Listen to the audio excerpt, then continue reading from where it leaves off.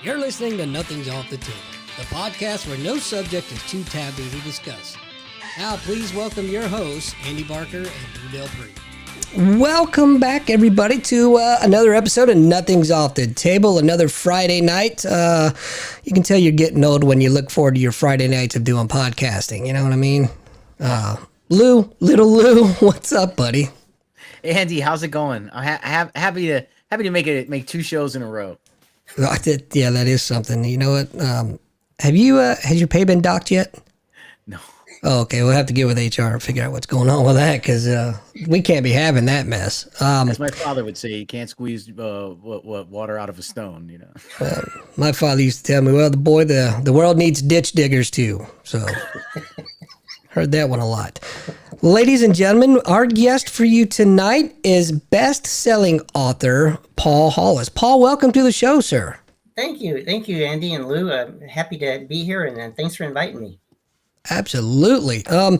You have very interesting. In fact, the books that you write are right up my alley. I really enjoy the espionage, the military espionage genre. Can you tell us a little bit about your Hollow Man series? Sure. They actually reflect something I did in the early 1970s, which was that I actually had the privilege or the desperation, whichever way you want to look at it, of tracking some terrorists in Europe in 73 to 76, 77, somewhere in there. And these books are based on that. I like to say that 80% of the books are about 90% true. Some of the scenes, I wasn't in the scenes, so I sort of kind of had to gather from to keep the book together what I'd heard later or what I had found out prior to any relationships on that. So I tried to keep those as honest as I could too. So they are about an inexperienced guy, not Jason Bourne or Jack Ryan, nothing like that. Right. It was more like a red shirt guy in a Star Trek episode. Expendable, though I didn't actually realize it or believe it at the time. But they said, yeah, we're going to give you a free reign of Europe, and you do anything you want, go anywhere you want. You need money, go to American Express, we'll get it for you, and just travel around until we need you, and then you're on. It's showtime, right? So then I had to track and find out information about different people that let's say the U.S. government wanted to find out if they were actually coming to the American shores, basically. And so what was supposed to happen was that I gathered this information, I turn it over to the professionals to, let's say, resolve the situation. And but it didn't always work out like that because I was young and hard-headed and had my own thoughts about everything. Of course, you'll see my whole life has been like that. I'm my own best mentor. Every day of my life, I've been the best mentor for me. So anyways, I thought I knew everything and that sort of thing. So I kind of took some of the plots and the sequences of tracking these terrorists a little bit too far, let's say. And so that's really what the books are all about. So again, we're talking to Paul Hollis, best-selling author of the Hollow Man series. Hollow Man, London Bridge is Falling Down, right? It's number 2, and then you have Candleburn. Surviving Prague is the third one. Surviving Prague. Okay. Yeah. Okay. Yeah. No, so right. So I know it's 3, and then you said the 4th one is on its way out. It'll be out in early next year, probably March, April, something like that. So, yeah. How long does it take you to write a book? When I get serious about writing, it's probably 6 months or so. Wow. And you can tell that I'm just kind of in the beginning stages of this one. It's coming out in March because I've got the title, and once I got the title, I'm ready to go, kind of stuff. But yeah, it's really, there's no real planning to it because everything that I talk about, I've experienced. I've gone through it. So it's a kind of like a setting up the characters and all that. All the characters are real. I've changed a few names, but not very many. But yeah, they're all real. And so it's like, I know what happens, right? So it's kind of like I'm just a reporter, kind of typing it up and writing it and sending it off to publish. So yeah, that's how I do it. So probably a half pantser, 3/4 pantser, and maybe a plotter of a quarter of the time, maybe something like that. But it just is all a sequence of how I remember things happening in the early 70s. It looks like we've got a couple of folks in the chat room. Chris Christman is in the room. Chuck Budio, and they said hello. Oh, great. Hi, guys. So, how did you get into this line of work? Were you recruited? Did you seek active employment there, or? No. Let me start off at like the beginning of my life, and you can see where the road to ruin actually started. So, when I was 6 years old, I was actually born in Alabama. When I was 6 years old, I learned how to brew moonshine and sell it with my father. I moved on to Chicago. Kind of grew up there. I went to university there as well, and in fact, I went to Michigan Tech the first year because I thought I was going to be a civil engineer. You know, it's like, oh, I'm going to be a great civil engineer and write my name on bridges and all that sort of thing. And after one semester, I realized that the only way I was going to get my name on a bridge was to spray paint it on. Right. So I changed my my major to staying out of Vietnam, which was a much better process for me. So, but during the time I was in college, I was 19 in 1969, which was like the peak of everything there, of everything of the 60s and whatever, you know, the subcultures and all that. Having had my first encounters with the let's say the DEA and ATF, et cetera, at a young age, I thought, well, you know, the best thing to do is probably just distill LSD in the lab for the Cicero mob, right? So what harm could that do, right? Oh boy! So I would distill it, and I'd take maybe a half ounce or so out to Cicero, which is a western suburb of Chicago, and visit my favorite Italian restaurant out there at the time, and sell it to the mob for $500, about a half an ounce or so, 3/4 an ounce sometimes. It just depended, and so I did that, and then had run-ins with the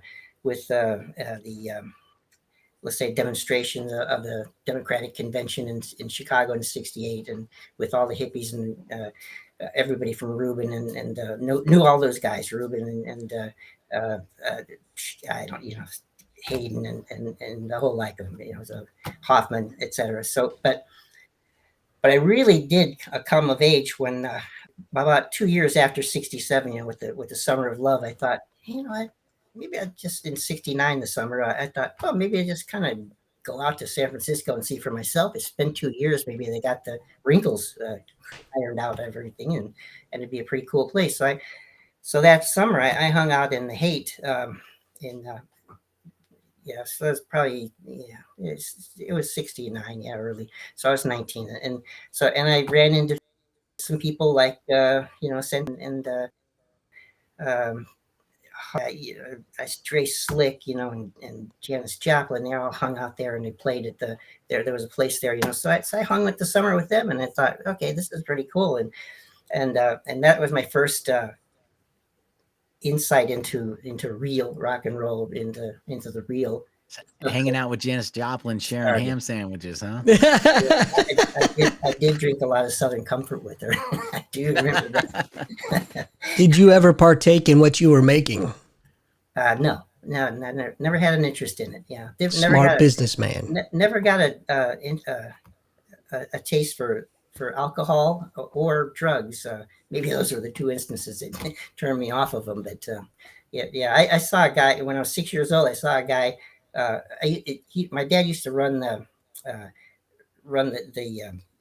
moonshine in his car for gasoline, right? So it was like 110 octane. So it was like you could outrun any police car in those days.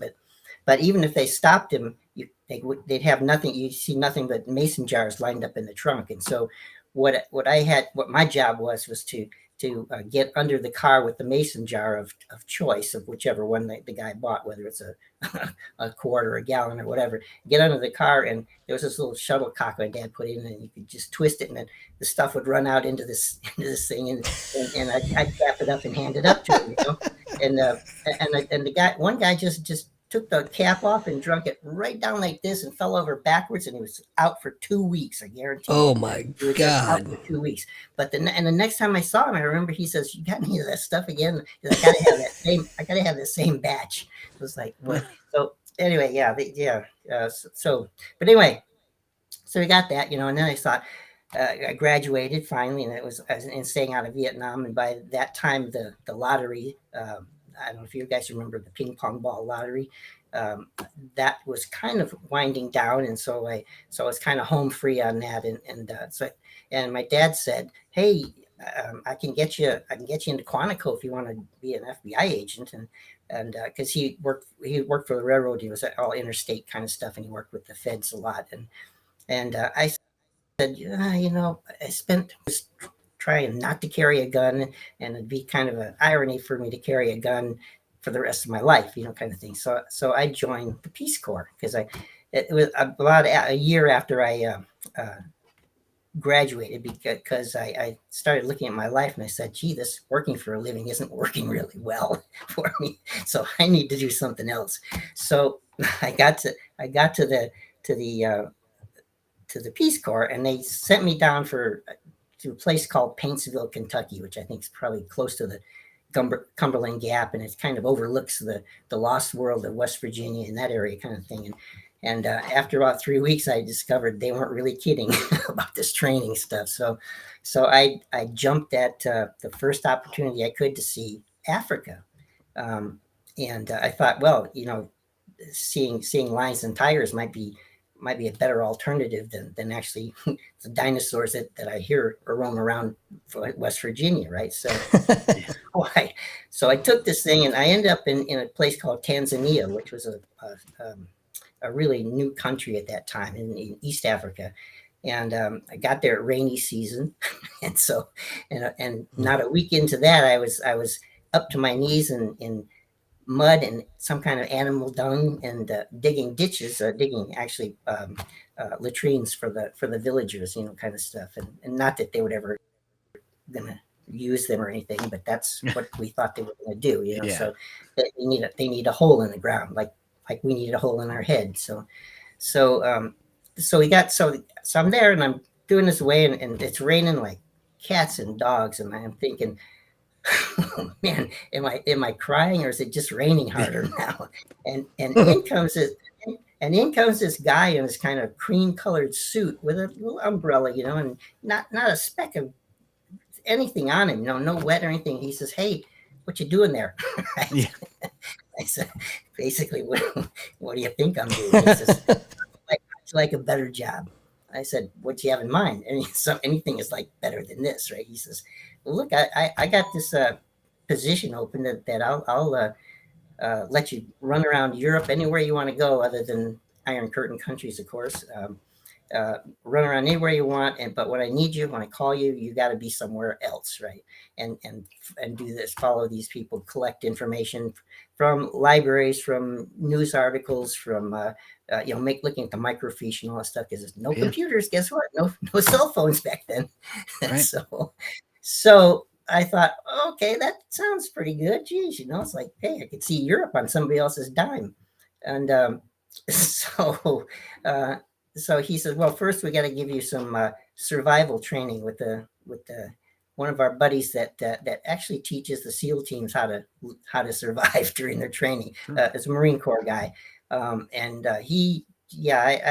wished that I had gone to Vietnam about 10,000 times in that 1 month that he had me there. But he taught me, basically how to survive in quicksand, sort of, as I was sinking lower all the time. But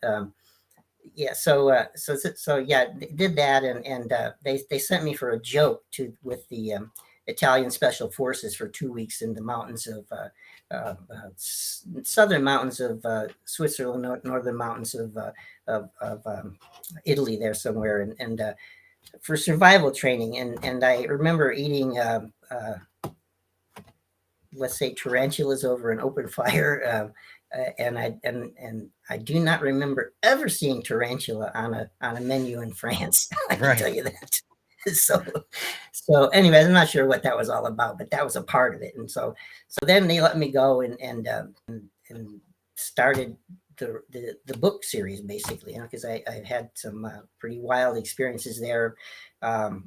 Never was a very good shot. I did shoot guns and stuff, but I hooked up very early on in the experience with a MI6 lady officer who was actually, oddly enough, a year younger than me, but way more talented and political and strategic, and that strategic thinking sort of thing. So she kind of kept me in line and probably saved my life at least a dozen times, I would say, in that. But and she kind of kept me basically alive and kind of pointed in the right direction, even though she and I were not looking for the same things a lot of times, but she sort of felt that I would be dead if I continued on my self-mentoring path and that way. So that's how I ended up in Europe and tracking down terrorists. It was the fun part of it was actually disguises, if you could, for lack of something better. Yes. Being a young kid, I mean, you think I look young now. It's not but I was, when I was 25, I probably looked like I was 12 years old, sort of thing. So Well, you look great for 125. I know, don't I? Yeah, not a day Fantastic. over 20, right? So so anyways, I figured out how to change the color of my hair, because it's always been blonde until recently. So that'd be like the liquid shoe polish we used to have for shoes in the old days. It was just like the roll-on stuff that massages in really, and you just kind of wash out a lot until you get the color that you want. And you oddly enough, I understood really quickly in those days that people don't look at one another. They don't really look at each other, and probably not today either. But back then they didn't. And so just a simple pair of glasses, like the old stereotype of Clark Kent and Superman, I could believe that no one would ever recognize either one of them to be the same person, because they just don't look at people. And you could change your gait a little bit. I mean, I put a pedal in my shoe and walk in, like with a limp, and it's like different person, right? I put a little gray in my hair, and then I was 20 years older, and put a little phony beard on, like in the theater, sort of thing, with the mustache and that. Totally different character, it's like so. And that part was a lot of fun. I not only outran a few terrorists in those days, but the police as well. So, many occasions, yeah. So, are you allowed to say what agency you worked for, or no? Yeah. I mean, I was off books, so I was not officially employed by them. This is the precursor. I was not employed by them because of several facts. One, that they expected me to die. The second one is that they told everyone up until the early 2000s, I think, that they had no boots on the ground, none at all, and that was the NSA, right? So what I did was I collected information when they could not get it on the phones. In those days, there were a lot sketchier connections than they are now, of course, and so the NSA was learning as I was learning, a lot of things. I mean, they knew a lot, but they were learning how to collect information, basically. And of course, the cell phones just proliferated and increased their activities on that thing. And so there probably was a point beyond my time that they probably didn't need boots on the ground because of the technology and the satellites and things like that. But yeah, NSA and I was and the professionals that I was supposed to turn it over to was through Fort Meade in Maryland, to the CIA in Langley. So, and then they would do what they famously do and famously didn't do, as the story goes. So And the NSA stands for No Such Agency. never say anything is what it stands for. Yeah. Fair. Very Yeah. fair. Yeah. So that's how I ended up in Europe. And so that was a real story, but I hope you enjoyed it. But Fascinating. every bit of that was true. And I'm one of the people who didn't expect to live to 30 in those days, because I didn't want to be Soylent Green. And and and we all thought in the 60s, in the 60s, you're not going to live to be 30. If you were 30 and you were old, right? And so as a consequence of that thinking, I had my midlife crisis at 25, thinking, I haven't done it. I have not done anything in my whole life, right? So what am I going to do here? And that actually kind of was a kind of a subconscious thing of when I was working with these guys, and having no respect for authority ever in my life, which is not a good thing. Kids out there, don't do that. You have authority, have respect sometimes, but do your critical thinking. That's my good sense for the day. So I'm done with that. Right. So okay. So So, Mr. Hollis, I just want to ask you real quick. So Andy and I have varying military backgrounds, and I'm familiar with some of the stuff you're talking about. And I'm trying to avoid being too specific because some of it, is still classified, whatever. I'm sure you're aware, but they have been able. I'm sure since the time you went through the training, it's phenomenal the way they have things calculated out now. Like they know exactly how many people the human brain can keep track of from an angle.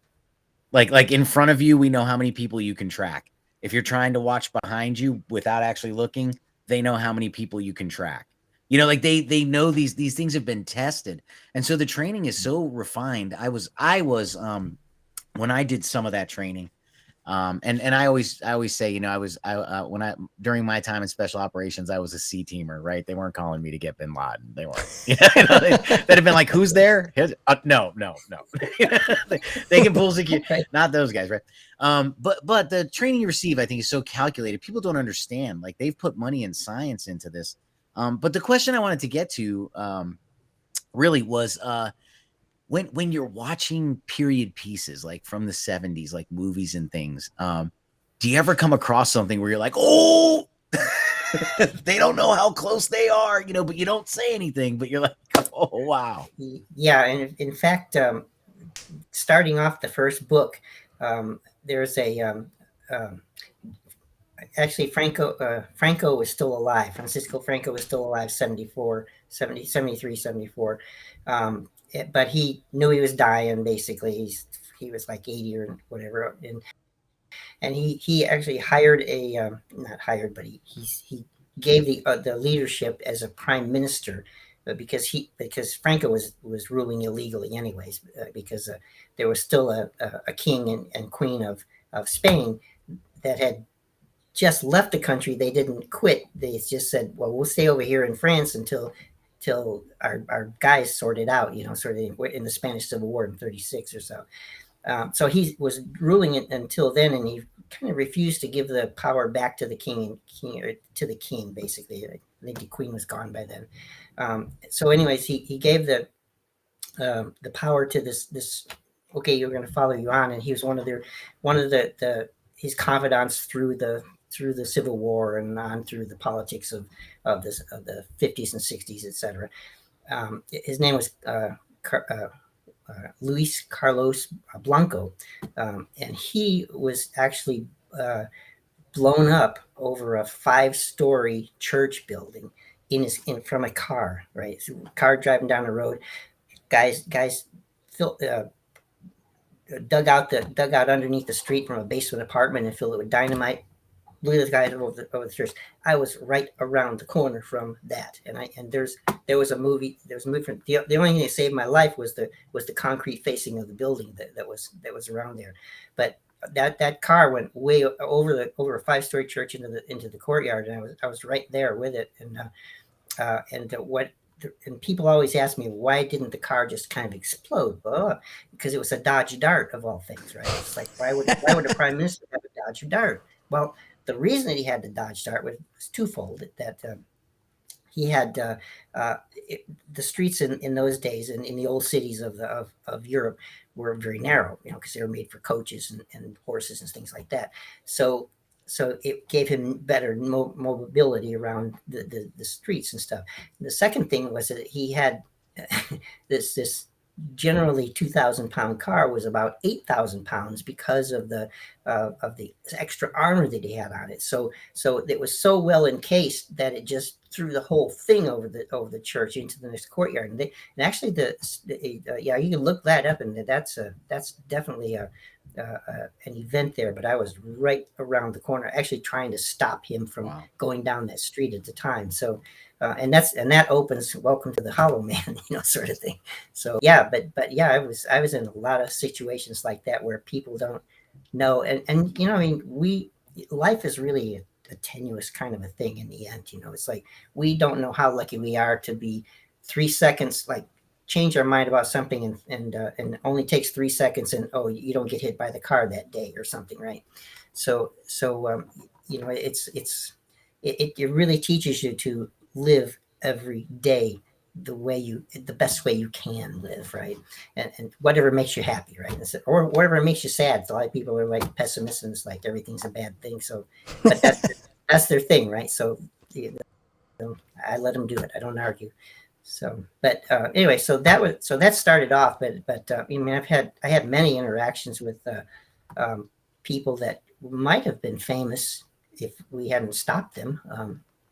Kind of thing, but I have an inch and a half scar on my hand from a knife fight. That was fun. So sounds like it. Yeah, but then the MI6 lady actually showed up on the scene because I was there. I was at a place to meet her, and she showed up about 5 minutes late, and so I was fighting off this guy, and she actually had to finish him off. That's the one thing that the movies never ever get right, is that if you're in a knife fight, you're getting cut. You just count on it. It's going to happen several times. It's just who can inflict the most damage quicker. And another thing with the movies is that their fist fights, they last way too long. Way too long. It's like as soon as you knock somebody down, you don't Roy Roger them back up, and so they're standing there next to you. You kick them, it's like that's how you learn the street fight in Chicago. Somebody's down, you kick them, and wherever they're at. And so that saved me a lot of times. Like, the hell with the Marine Corps, I'm kicking this guy, right? so no, I don't care what they taught me there, but anyway, yeah, it's a So Mr. Hollis, fun thing now. Andy and I talk a lot about there's people who there are killers, and then there's people who can kill. And you talked about the agent that was helping you and disguises and things, and I've said it here before. I'm not a killer. I'm somebody who can kill, right? And there is a difference, right? But how scary is it when you run into those people who are nobody? They can be anybody, anytime, anywhere, and you're like, you know what? I don't even know who I'm talking to. I mean, for some, it's natural. Can you comment on some of that? Yeah, well, people are. I don't know if you ever really know anybody. Even if you're best friends and all that, you don't really know the secrets. If you're best friend with somebody, you're still going to have secrets, right? So imagine how many secrets you have from all that you don't know, kind of thing.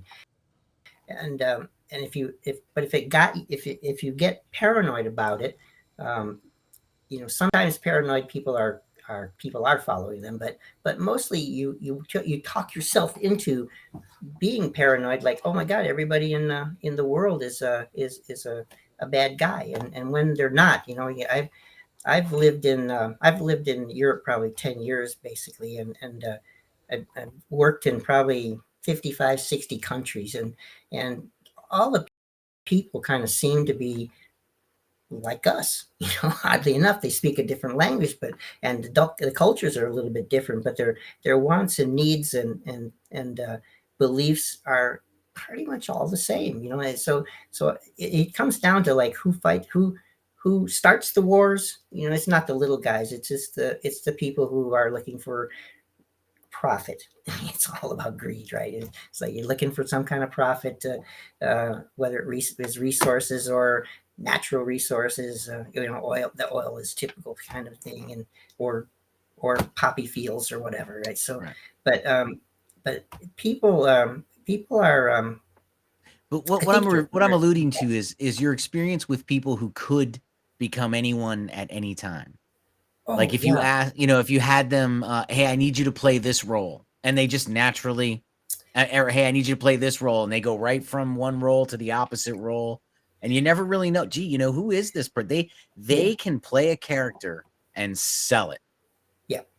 Some of the traditional spies that I ran across were really good at that. Really good at it. And they, I mean, they weren't the kind of people who'd stab you in the back. They'd spin you around, stab you in the heart, and watch you go down, kind of thing, and then walk. And it's like, let's have breakfast. I'm hungry, yeah, it was a very eye opening kind of a world back then for me, a young kid and inexperienced, not talented, not tested, nothing like that. But these guys were, and I got to be like a quiet kind of person. I only said something to lots of people when I had to, sort of thing. I was not a very talkative. Let me tell you all my secrets, kind of stuff. And, yeah, like some people are these days. It's like, come on, get on with it. It's like, I've heard this story, or somebody you told me that 10 times or whatever. But most people, their first reaction when they meet somebody new that I saw is that they're distrustful, in that circumstance. I mean, like if you work at Target or something, they're not going to do that. But if in those kind of circumstances, in traveling with that kind of a circle, those people are they're like each other, sort of thing. But they can I don't know how best to say that, but and they can be your best friend and also screw you at the same time, and they wouldn't think twice about doing it, right? So it's all about who benefits, right? Lou and I were talking about this before the show, and I think some of those people, they have to have psychopathic tendencies, not necessarily a full diagnosis on, through the DSMV or the DSM, but they have to have some of those tendencies to be able to turn it on and shut it off like that. Yeah, they do. In fact, I in my third book, Surviving Prague, I actually didn't have to, but I broke into Czechoslovakia behind the Iron Curtain. Most people are trying to break out, but I broke in. But during that time, I met a guy who was an absolute sociopath. He had no feelings for anybody that was human, none at all. And in my experience, he was after me, of course, too, as well. But whatever. He killed probably 30 or 40 people in his quest to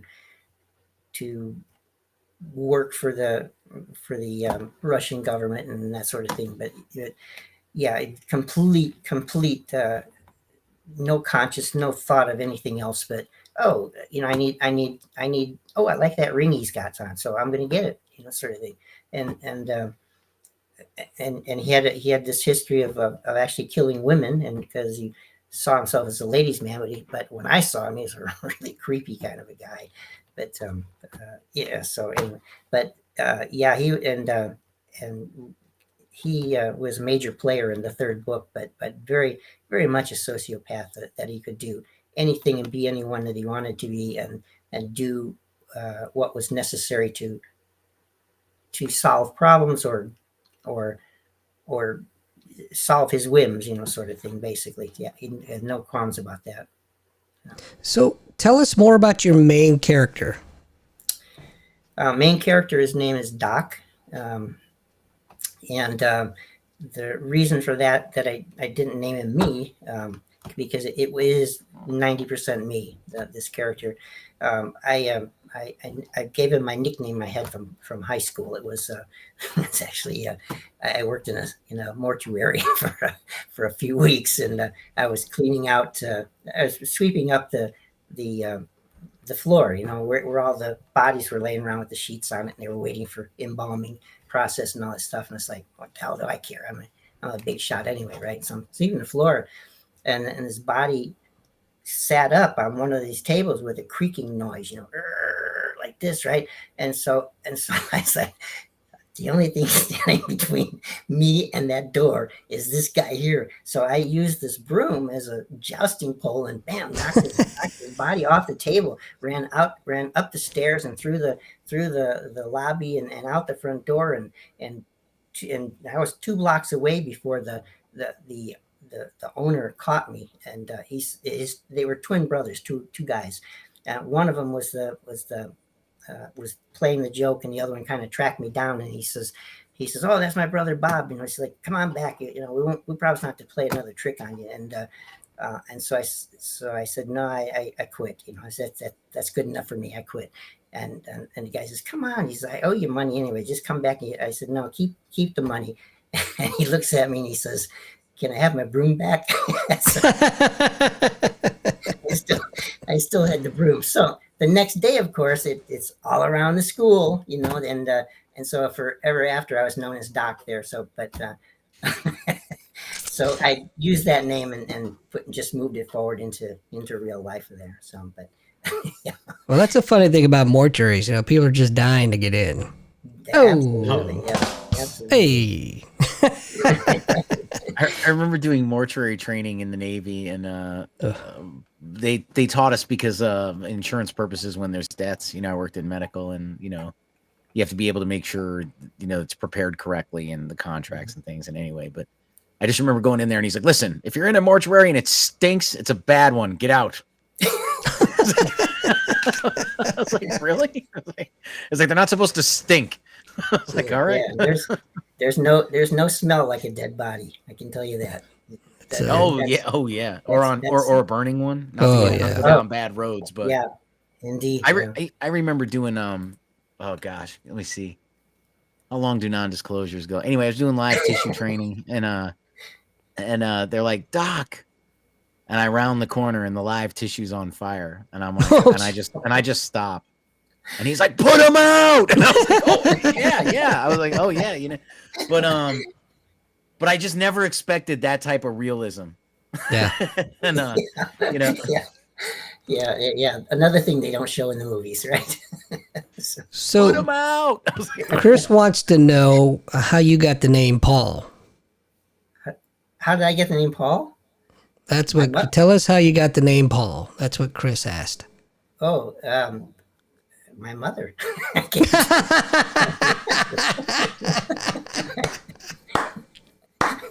Answer of the night, right there.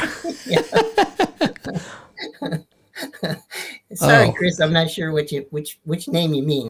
Oh, tell us how you got the name Paul. I see what he's saying. No, now he's calling me a dick. I mean, I think he was trying to say Doc. I actually ran with about 3 or 4 passports. I had a British passport and a West German passport and a Swiss for a while. And depending on which one I used, just that part is kind of like a Jason Bourne kind of a thing. But yeah, I had different names in different places, so I had to remember who I was at any one time. Herr Muller, or was I somebody else? Right. So, how many languages do you speak then? At that time, I could speak enough to get by. And my favorite saying about speaking languages is I could say, "How much for the both of you?" in 16 languages. Right? But I knew enough to get along. I had more Spanish and German than anything else. I had 2 years of Spanish in high school and Latin too as well in high school, which I never see. That's like you never use it again after you get out of high school. What? And then German I had 2 years in college, but it turns out that most of the Germans that I ran into in those days could speak better English than I could. So So it quickly went away when you're asking for a room and they say, "Oh, American, yeah, come on in," right? So, and yeah, so there. But the French were totally different, as welcoming as the Germans were to me. The French were very standoff. They hated Americans in the early '70s, and that actually was a wartime kind of a thing from De Gaulle being the uh, Eisenhower told him, he wanted to lead the D-Day invasion, right? So Eisenhower told him, "No, Charlie, you stay here in London, and we'll get your country back for you." Well, that was the kiss of death for him. He hated Americans after that, and so they gave him his country back. But for the next 25 years, the French hated Americans. I mean, I saw that ugly American thing there all the time, but I was such a wimp, and nobody took notice of me that they didn't really care too much about me. But I saw it when they relate to other people in that. But What's that they used to say? French rifles never been fired and only dropped once. Right. Yep. Yeah, heard that before too. Yeah, Oh. yeah, they would rather be known as lovers, I guess, than fighters. But but yeah, interesting world out there. But the books that the books that I write, I try to show the story more than tell it. Because telling the story wouldn't be the same, and I try to get I showed the stories, I say because I used a lot of smell and sights and hearing kind of things, so to put the person right in the scene next to me so that they could feel the same idiocy that I did, or the same fear, or the same laughter, whatever it happened to be, right? So I've gotten a ton of reviews that say it should be a movie. So so I'm thinking about that. But well, you bring up an excellent point. A lot of times, and I remember hearing this. I stole this from somebody else, but they were saying, you're looking at that through Western eyes. You're looking at that through Western eyes. That's why those things don't make sense, because you're evaluating it through Western eyes. I would hear all the time when I was in special operations training. And one of the things, though, I think is important that you talk about is, and to say it in a very in a very hyperbolic manner. Look, different villages stink differently. And that's important. I mean, right. It's part of what they are. It's part of their heritage. It's part of what's happening. And what I'll go into is very quickly in Pakistan, we had people who thought they understood the culture from America and thought there were some really neat clothes, and that they were going to combine these really neat clothes, and it was going to look real authentic. And it was a dead giveaway you weren't from here. Because they don't wear that. The villagers don't wear that hat with that shirt. Or that's color, down there. Right? Yeah. Right. And it's very obvious, very obvious who belongs where. Yeah. And that's what what I tried to do a lot, was to kind of blend in everywhere I go. Even now, I sort of try to just blend in. I don't stick out much, and I mean, there's nothing unusual about me, and I'm kind of a guy that you'd see 100 times and never know that where I came from or what I was doing or anything like that. But it's I just try to blend in, and if you're in, as there's the old saying, if you're in Rome, do as the Romans do, kind of whatever it is. But that's what I did, So it's like I didn't stay at Marriott's and that kind of thing. It was really 3-story walk-ups and things like that, where British tourists would go to and stay, for example, in France or Spain or something like that. I was right in with them, and I knew enough. I mean, they just look at me, just a haircut or something. It's like, oh, American, before I even spoke, right? They didn't say anything. And so that was kind of interesting there. But when they couldn't see what I was doing, I kind of couldn't see my real physical self. I kind of got away with a lot more in that. And in fact, in Czechoslovakia, I had 0 words of Czech I knew. And so what I did when I was in my disguise there was to play a deaf mute. Right? So it's like, I had a note pinned to my chest all the time. It said, deaf, don't in Czech, and so nobody ever asked me anything, right? So it was fine. I got away with that for a long time, a couple of months, anyways. So but, Nice. What's the closest you've ever been to being compromised? Oh, actually, quite a few times. um, they taught me how to surveil, but not to how to avoid surveillance. So I was very easy to follow. Apparently, because that's what the MI6 lady would always tell me. It's like, who'd you bring with you this time, right? And so it was like, so yeah.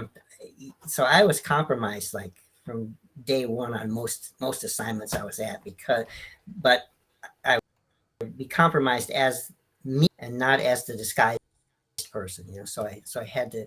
I mean, it's like Halloween every day for me over there, and so I dressed up like something different, and never wore the same really disguised twice, except for changing my hair color, to a nasty brown or black, kind of thing, and that. But most everything else was like a, false beard or some kind of eye patch or what, a pebble in my shoe kind of stuff, and that then became a different person. So it was there, but yeah, I was definitely compromised more than once. I have a question for you, and it's going to seem weird that I'm asking this on the surface, but trust me, there's a reason for it. When you're in Europe, how often did you shower daily? Yes, whenever I could. Yeah, I mean, there were a few times when I was actually in a sewer, and I couldn't. But right, yeah, but as much as I can. And in those days, not everyone did that practice. The French, especially, I seem to remember that they were like maybe once a week or 2-3 times a week. But that's the land of perfume. That's where it comes from, and right, and right. why it comes from there.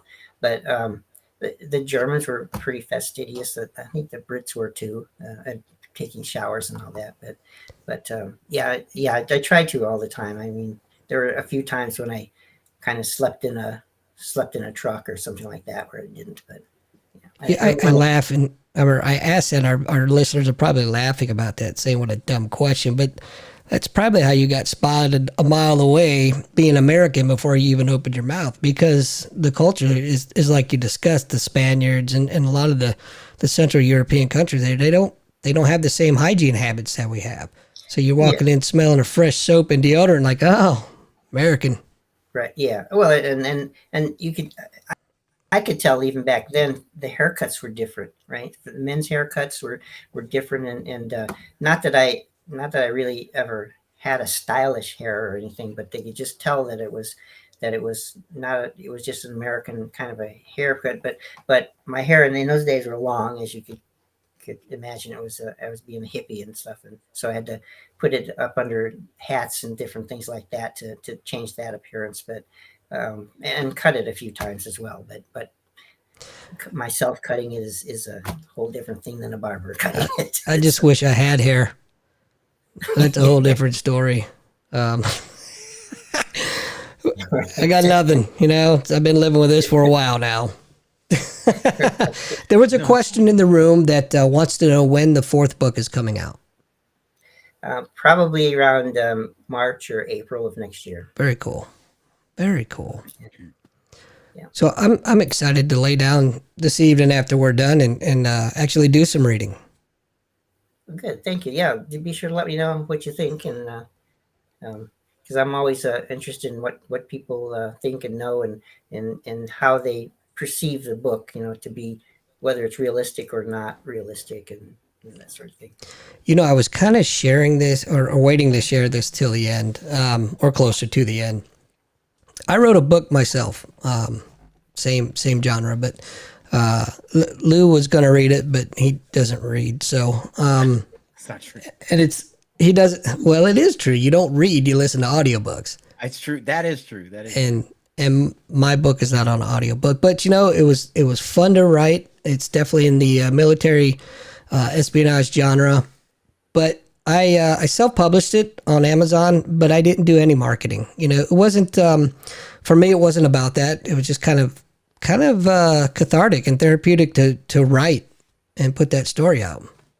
Yeah, it's a huge accomplishment to write a book. Really, and because a lot of people sort of kind of want to, and some intend to, but those who write it, it really does get to be fun, and at least when you're done with it, kind of thing. And of course, marketing is that's a full-time job for anything. For sure. But no, it's a great thing to do, is to write a book, and you feel. I mean, I did the first one. I felt much better. It's like, wow, yeah, I can actually do this, and a few people want to read it. Kind of thing. It was a plus. Right. But really, it was the thing about. My son was in gymnastics, and tell me when you're tired of my stories. But my son did gymnastics and all the way through. Just college. kidding. I'm kidding. Okay, so I'm just kidding.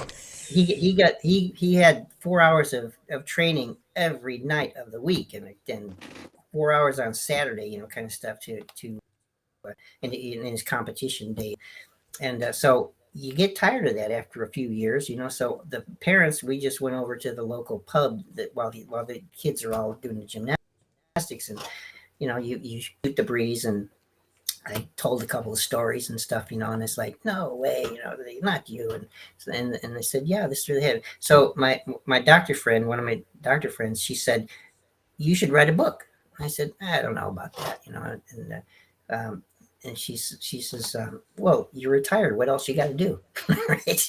You don't have anything else to do, so just write a book, right? So I said, okay, challenge accepted. And I started writing, and it got to be more fun and more fun and more fun. And I thought, wow, this is really fun for me. It's like, I don't care if anybody else reads it or not, but right. it really got to be fun. So I empathize with what you're saying there. I mean, it's a really good thing. I didn't mention the name of it on purpose because it's not about me tonight, but I wanted to share that feeling. It's exciting. The research that you put into doing the book, it's not work because it's fun, and it's so satisfying to finally put a product out like that. And like I was the same way. I don't care if one person reads it, let alone, whatever, but it was just an accomplishment, something that I've always wanted to do. Right. Yeah. And believe me, I'll bet you that it's better than 90% of the books that are actually on Amazon right now, because they're full of typos, which is a kind of that kind of grates on me, because even Word has a spell checker, right? Right. Yeah, like, I did take the. I used my own money, and I did spend it, and I paid an editor because of that. I didn't want it to. That's actually, that to me, that I would say that's a great thing for you to do, because I think an editor will take your work to the next level up. It's like, it'll be even better than you thought it was, kind of thing, because they'll catch little things, and they're kind of unbiased, and that's their job, to catch, either do the proofreading at the lowest level or the developmental stage at the highest level, sort of thing, if you wanted to do that. But yeah, no, it's a great thing to have an editor, really is. A lot of writers edit themselves, and they say, oh, that's good, kind of, I'm good with that. It reads well and all this stuff, but you could read something 100 times and still not see that you're missing an is or a capitalization here or something of that sort. So definitely. Well, it looks like it's that time of the evening. Well, that's my story, and I'm sticking to it. Well, don't go away yet. We're not done yet. Yeah, we're coming into our Veterans Helping Veterans segment, and this week, I guess it's my turn, isn't it, Lou? Yes, sir. Yeah, this week I am going to highlight the Fisher House. If you're not familiar with the Fisher House, it's a wonderful organization that basically provides housing for family members of wounded service members while they're actually still admitted into the hospital. And they've done so many good things.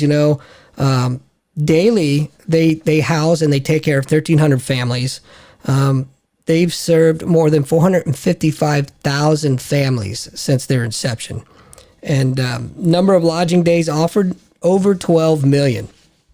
70,000 airline tickets provided by Hero Miles to service members' families to get them to where their service member is. As you can see, there's the little QR code on the screen there. If you want to find more out about them, please go ahead and check them out. And if you're so inclined, throw them some cash. They're a nonprofit organization. They do fantastic things for our wounded service members and their families. Can I caveat on that real quick? Absolutely. Just add to it. I don't know if caveat's the right word. That's why I need an editor. I see what you did there. Thank you. That's a good. So, but the Fisher House, I worked in patient admin in the Navy for a long time, and they do wonderful things. I mean, so when you have service members getting these major operations after catastrophic injuries in Iraq or Afghanistan, the Fisher House will pay to fly the family to that major medical facility and house them. They provide laundry services. They provide all kinds of stuff, and it's all free of charge for the family whose loved one has been devastated by some of these war injuries, but even diseases and other issues that come up. They don't just do it with the wartime injured veterans who contract diseases, things like that, but it's all paid for the family. And when I've talked to those families, having dealt with making the arrangements as they left Japan for major procedures in other areas, is what was how I dealt with them. But just the feedback was always positive. That's such an amazing thing, and they had never known it existed. But yeah, the Fisher House is a great place, Andy. Happy to hear that come up. Let me give you guys some kudos because I really appreciate you doing this for veterans, because I for one, and probably millions like me, appreciate what they do during their service and do not get the fair shake after their service. So I really appreciate you guys standing up for them and being the voice for them. Well, thank you, sir. It's not something that we want to do. I feel like I could speak for both of us. It's a drive. It's a passion. It's so much more. So anything that we can do to help our fellow veterans, we're going to do it. Excellent. But Mr. Hollis, I have greatly appreciated you being on the show.